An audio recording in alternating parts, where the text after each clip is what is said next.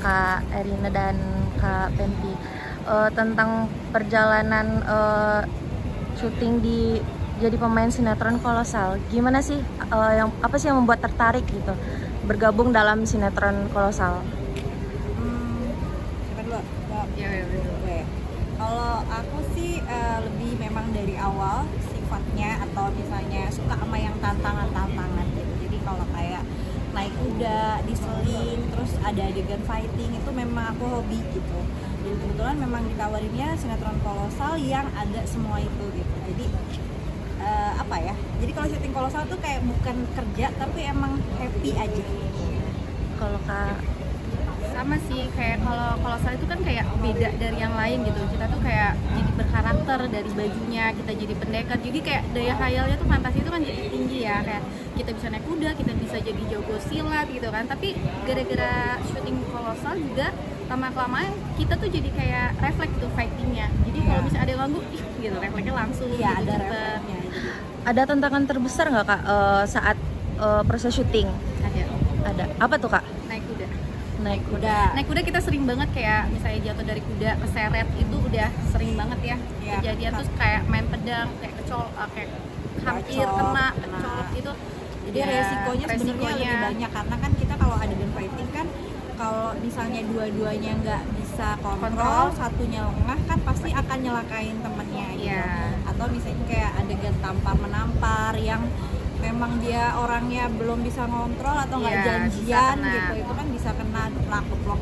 Jadi kayak kita kalau sebelum shoot itu kayak segini ya, udah ya takarannya segini ya, jangan maju lagi, kalau maju dikit lu pasti kena, pasti gitu. Jadi kita tapi ada juga loh pemain yang kayak kenain aja ya, kenain ya, biar dapet ya, biar dapet actingnya. Cuman kalau masalah terberatnya ya paling kalau kuda itu kan kita masalahnya sama hewan ya, jadi dia nggak bisa diajak kerja sama, jadi ya udah gitu, pasrah. Terus pendapat kakak-kakak nih soal bedanya sinetron Kolosal sekarang sama yang dulu tuh gimana Kak? Jauh dari satu baju ya, dari baju udah kelihatan, dari aksesoris, dari set, terus dari jam kerja. Kayak kalau zaman dulu kita satu episode itu bisa 7 hari sampai 10 hari. Kalau sekarang stripping sehari, satu episode, ya jelas itu beda dari segi detail sama kualitas, sama acting, segala macam. Nggak terlalu effort karena kan sekarang teknologi udah makin canggih ya. Kalau dulu kan kita belum canggih banget ya. Jadi kayak dulu kita belum ya, canggih, animasinya tuh tinggi. Ya, animasinya tuh memang dulu mah pasti diketawain orang gitu ya, animasi kayak ulernya lah apa gitu kan, belum secanggih sekarang. Tapi kalau misalnya urusan kayak pendalaman karakter, peran, itu pasti lebih detail zaman dulu. Iya. Soal persahabatan Kak Erina dan Kak Penti nih, kapan sih sahabatan? Sejak kapan nih Kak bisa sahabatan gitu? Kalau aku kan memang duluan ya di Genta gitu, jadi dia tuh junior. Coba tolong ceritakan jutek apa gue dulu. Iya, nggak usah diceritakan, udah kelihatan dari mukanya ya juteknya kayak apa gitu ya dia. Cuma memang tapi pertama kali datang ke Genta itu abis yang pertama aku temuin tuh dia. Nah abis itu kita pisah nih karena kan beda judul kan, udah jarang ketemu. Tiba-tiba pas lagi modern ketemu lagi, akhirnya kita bikin geng ya kan. Kita bikin geng, kita berlima. Jadi kalau misalnya siapa yang selesai duluan kita tunggu-tungguan. Nah sekarang tuh kayak misalnya kalau ada silaturahmi atau acara Genta tuh memang yang paling gampang dihubungin tuh ya udah, makanya ya, kadang kalau ngelihat ada acara juga jadi kayak kalau ada acara apa, kalau muka kita lagi ya memang kita waktunya pas ya kan. Memang kan kita lagi ada nge-brand baju juga. Jadi berdua. Jadi kita jadi emang kemana-mana berdua gitu. Pernah berselisih pendapat gitu? Oh selalu. Biasanya soal apa tuh? Kalau akur itu di depan kamera. Biasanya tentang apa sih Kak? Soal apa? Nggak ada, kita nggak ada. Jadi kita cuma kayak gini aja, bercanda-bercandaan aja. Nggak suka, iya, debat, tapi abis itu udah. Apa ya, itu lagi karena kita juga semakin tua kan, jadi pertemanan tuh kayak semakin mengerucut, makin kecil. Jadi dia lagi ya karena dia udah tahu. Dan kita juga udah kayak paham karakter masing-masing. Gak ada yang sakit hati kalau misalnya kayak ada yang ngechat nggak dibalas, oh ya udah gitu. Oh dia mah biasa. Kalau di luar sinetron nih Kak, sering kumpul bareng Kak atau sering Sering kemana tuh biasanya? Ada agendanya atau? Ya kita sering ngumpul di Afdal, ada kita sering live bareng juga, bantuin jualannya Afdal. Tapi awalan itu kita apa? Badminton, reuni. Karena waktu pandemi kan kita nggak ngapa-ngapain, jadi emang ketemu tuh olahraga waktu itu. Jadi ada namanya Genta Squad. Itu anggotanya siapa aja tuh Kak? Siapa aja?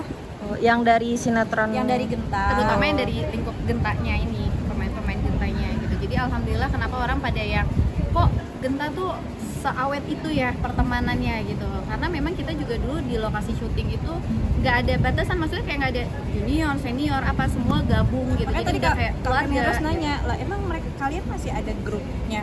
Masih Kak, sampai yang grup Genta itu sampai yang senior lebih senior, yang lebih senior dari kita Ada. satu grup. Itu grupnya sampai sekarang Kak? Genta Family Alhamdulillah masih ada. Jadi kalau ada kabar duka atau kemalangan atau apa ya, Pasti kita ada. selalu ya paling ya kita ya, maksudnya ada pasti ada Jadi perwakilannya. yang tua-tua tuh hanya dapat info, Info. tetap yang gerak yang Kita. sepantaran kita gitu.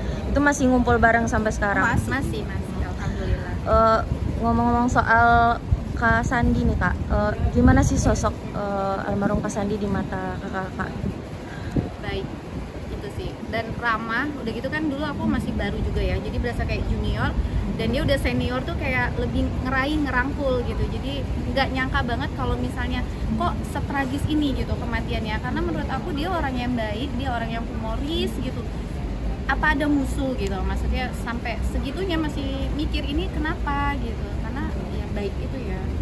Kalau aku sih pelajaran yang bisa aku ambil dari kasus Sandi ini ya, ternyata sebaik-baiknya kita sama orang tetap aja ada orang yang nggak suka atau yang menyimpan dendam sama kita gitu. Ya karena aku ya tipe orang yang suka ngomong tuh belak-belakan gitu ya, kayak ke dia, ke siapa. Otomatis kan kalau kayak sekarang berarti gue nggak bisa juga gitu ke semua orang, karena belum tentu orang bisa terima gitu. Ada kesan-kesan nggak Kak sama Kak Sandi dulu? Oh kalau aku sih jangan Banyak ditanya, ya. kalau dia aku banyak banyak sih, banget karena emang perjalanan dari tahun iya. 99 tuh udah lebih Dari lama. Kalau misalnya aku ketemu Asan itu dari 2003 dan itu cuma sebentar. Jadi 2003 ketemu di Kolosal di Gunung Merapi, terus ketemu lagi di 2005 Modern Kuasa Ilahi. Abis itu Asandi sempat ngilang ya, Dia terus yang ngilang, lu juga ngilang. enggak, gue masih di Oh, lu masih? Genta kan, masih aktif di Genta. Terus udah gitu tahun tuh ketemu di 2011 ya, 2011. Kalau Kelas dia hamil. Ya udah nggak bisa. Bisa. kalau momen yang nggak terlupakan dari sosok Kak Sandi itu apa sih Kak? Orangnya gimana? Iya sih. Kalau aku Bercandanya. bercandanya dan aku sama Sandi itu udah kayak apa ya? Udah kayak Tom and Jerry-nya lah gitu. Jadi kalau ketemu kadang kita akur, ada aja. Jadi kalau ketemu sama dia itu pembahasan nggak pernah habis. Sampai mau syuting dari pagi sampai pagi lagi juga ada aja Iya. sama dia. Terus dengar kabar kalau dia meninggal tuh gimana? Dari mana gitu Kak? Di share, ada orang yang nge-share. Nge-share ke grup. Itulah maksudnya kayak gini. Kalau aku ngerasa kayak ya sampai kemarin beliau ini, aku orang yang paling sering komunikasi sama dia gitu. Nah di saat meninggal aku tahu dari orang dan aku keselnya kayak ini berita valid enggak, lu jangan ngarang-ngarang nih gitu kan. Ini dari pihak keluarga katanya. Sampai kita dapat alamat, dapat apa itu kayak pergi tuh belum yakin juga ini beneran gak sih? Iya. Bener gak sih Sandi? Karena nggak ada sakit, nggak ada Iya. apa kan. Sampai temen kita juga salah satunya tuh malamnya masih chat, malamnya Iya, masih WA Telilis ya. itu masih Telilis Uganda itu masih WA sama Asandi. Jadi kayak gimana sih?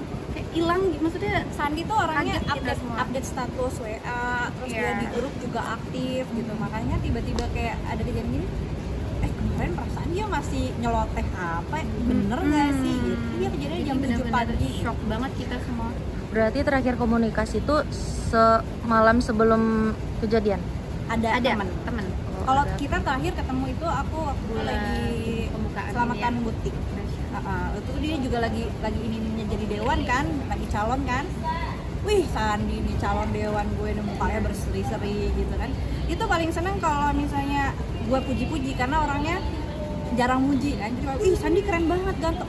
Serius loh nih gue ganteng gitu. Terus apa kayak langsung ke kakaknya langsung ke kapan tuh ke rumah dukanya? Langsung Langsung. hari Langsung. kejadiannya itu malamnya kita nggak bisa datang.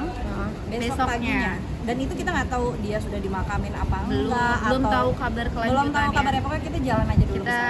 Kita jalan, istilahnya di sana nanti kita ketemu, alamatnya pun ketemu nggak ketemu, pokoknya jalan aja dulu gitu. Cuman aku tahu memang rumahnya di komplek Cibarusa itu, cuman makanya aku bilang ya paling kalau nggak ketemu kita nanya aja lah mana sih rumahnya Sandi yang ini gitu. Oke. Terima kasih ya Kak. Iya, sama-sama.